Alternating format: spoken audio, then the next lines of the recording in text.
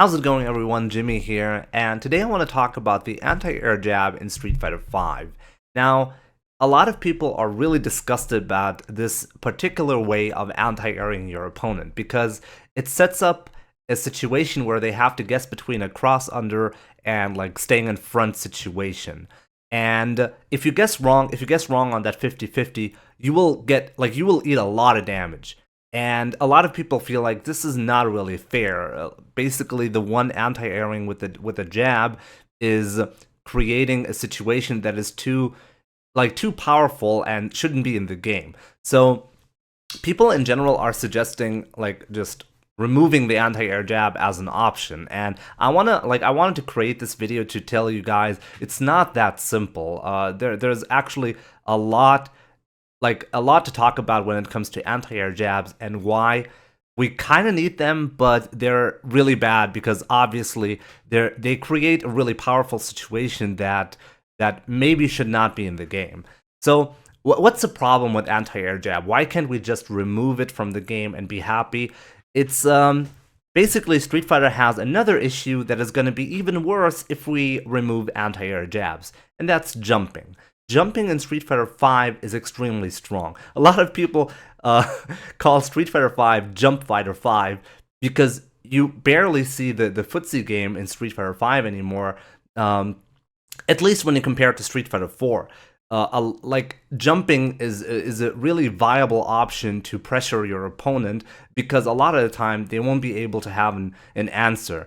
The reason why that's the case is because anti-airs like Ryu's Shoryuken, for example, is not as reliable as it used to be in Street Fighter IV, for example. The autocorrect mechanic, I don't know if it has been changed. Something is different, and it's a lot more difficult to anti-air with the Shoryuken from very specific angles. And that's what a lot of players are trying to abuse, and that's why even in tournament play, you see a lot of jump-ins. So the good thing about the anti-air jab is it usually covers this exact spot. If the opponent wants to jump in from an angle that is designed to make it difficult to anti-air with a DP, then the jab will cover that spot usually. Not all the time, but usually that's the case. And that's really good because it makes it so the opponent gets punished for a jump-in. Like in Street Fighter in general, jump-ins or jumping is supposed to be a risk. And if it's not a risk, then there is no reason to ever play the ground game anymore. You will just jump because it's going to create so much more pressure that you could ever do just by walking and pressuring with the footsie game. So yeah, this is the reason why you cannot just remove anti-air jab and be happy. Like, Street Fighter V is definitely going to turn into Jump Fighter V if we do that. So what are other options? Like, what needs to be done in order to fix this issue? There are two things that we could do, at least two things that I could come up with. One thing is pretty obvious: buff Shoryuken. Like, if the opponent jumps in, you're ready for the jump in, you're supposed to be able to anti-air your opponent. So many times I can see like the Shoryuken not auto-correcting and just failing to connect with the opponent. The opponent comes down and punishes me with a crush counter. I feel it feels so bad whenever that happens because the opponent basically took a risk by jumping in. You were ready, but the angle just messed it up. Like, it was not easy or even impossible to get the Shoryuken anti-air. And that really shouldn't be the case. In Street Fighter IV, you can really reliably do a Shoryuken when somebody jumps in from pretty much any range. It's really hard to miss that one. And in 5, especially because we have crush counter punishes on something like a Shoryuken, it's even worse. So yeah, that's one thing that I wanted to mention. I think just buffing Shoryuken so it's a little more reliable would definitely help with this. One other thing that we could talk about as well is the input lag in Street Fighter V. There's an 8-frame lag input in Street Fighter V, which makes anti-air jabs stronger than they should be.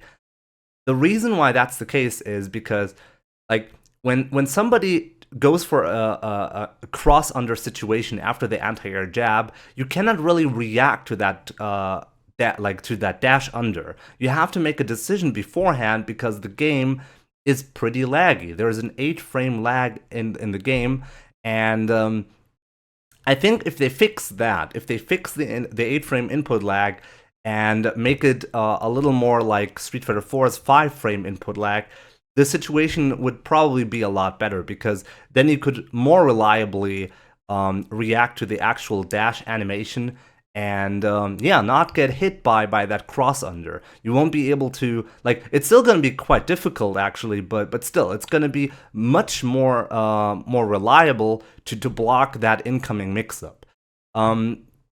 I think the 8-frame lag issue is a whole, like, a really big topic in Street Fighter 5, and you cannot just remove the 8-frame lag, just like you cannot just remove anti-air jabs and think you fixed an issue. That's, as I said, that's not the case. I explained why it's a little more complicated than that.